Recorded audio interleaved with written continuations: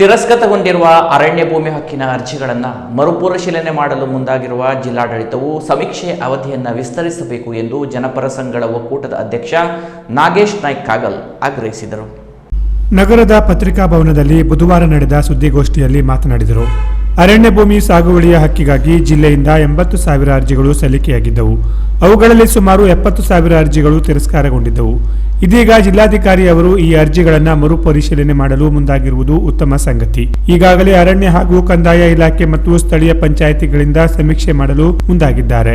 February 13ರ ಒಳಗಾಗಿ ಈ ಸಮೀಕ್ಷೆ ಮುಕ್ತಾಯವಾಗಬೇಕು ಎಂದು ತಿಳಿಸಲಾಗಿದೆ. ಆದರೆ ಜಿಲ್ಲೆಯು ವಿಸ್ತೀರ್ಣವಾಗಿದ್ದು ಕಡಿಮೆ ಕಾಲಾವಕಾಶದಲ್ಲಿ ಈ ಸಮೀಕ್ಷೆ ಮಾಡುವುದು ಅಸಾಧ್ಯ.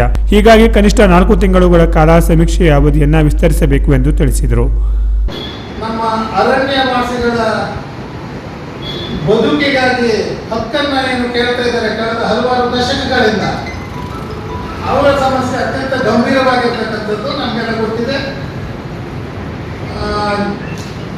ಜಿಲ್ಲೆಯಲ್ಲಿ ತಮ್ಮ ಒಂದು ವಾಸ್ತವ್ಯಕ್ಕಾಗಿ ಮತ್ತು ಜೀವನೋಪಾಯಕ್ಕಾಗಿ ಮಾಡ್ತಕ್ಕಂಥ ಸಾಗುವಳಿಗಾಗಿ ತಾವು ಮೊದಲಿಂದ ಪಾರಂಪರಿಕವಾಗಿ ಏನು ಬಳಸ್ಕೊಂಡು ಬರ್ತಿದ್ದಾರೆ ಆ ಜಾಡಿಯ ಹಕ್ಕನ್ನು ಪಡೆಯೋದಕ್ಕಾಗಿ ಹೋರಾಟಗಳು ನಿರಂತರವಾಗಿ ನಡೀತಾ ಇದೆ. ಅರಣ್ಯವಾಸಿಗಳ ಪರವಾಗಿ ಅರಣ್ಯವಾಸಿಗಳಿಂದ ಹೋರಾಟಗಳು ಪ್ರಯತ್ನಗಳು ನಡೀತಾ ಇದ್ದಾವೆ. ನಮ್ಮ ಜಿಲ್ಲೆಯ ಯಾಕೋ ಒಂದು ದುರಂತ ಸಮಸ್ಯೆಗಳು ಪರಿಹಾರ ಕಂಡುಕೊಳ್ಳೋದಕ್ಕೆ ಬಹಳ ಹೆಂಗಾಗಬೇಕಾಗ್ತದೆ.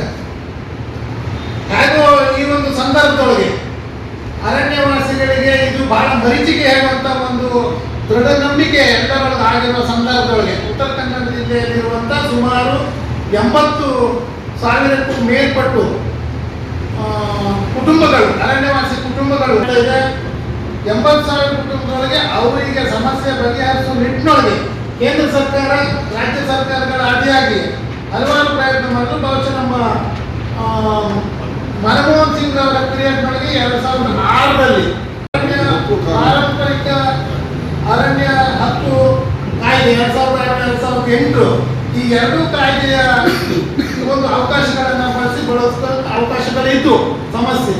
ಬಟ್ ಎಲ್ಲ ನಮ್ಮ ಒಳಗಿನ ಆಂತರಿಕವಾದಂಥ ಕಾನೂನು ಇದ್ರೂ ಅವಕಾಶಗಳು ಸೃಷ್ಟಿ ಮಾಡಿದ್ರೂ ಅವುಗಳ ಅನುಷ್ಠಾನ ಮಾಡ್ಕೊಳ್ಳೋದಕ್ಕೆ ಆಗಿಲ್ಲ.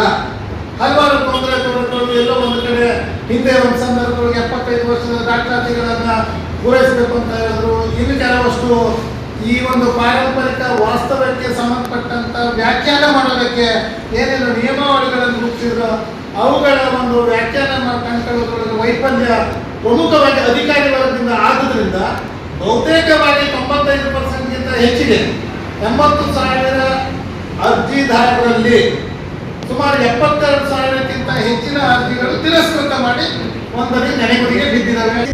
ಸಂಘಟನೆಯ Rama Moger, VN Naik, RH Naik, Veerabhadra Naik, Sunil Naik Soni, Venkataramana Hasler, PR Naik, Mangaldas Naik, Damodara Naik, Shivananda Naik, Shrikanth Naik, Preetama Masurkar ಹಾಗೂ ಇತರರು ಇದ್ದರು. Canara plus news, Karwar.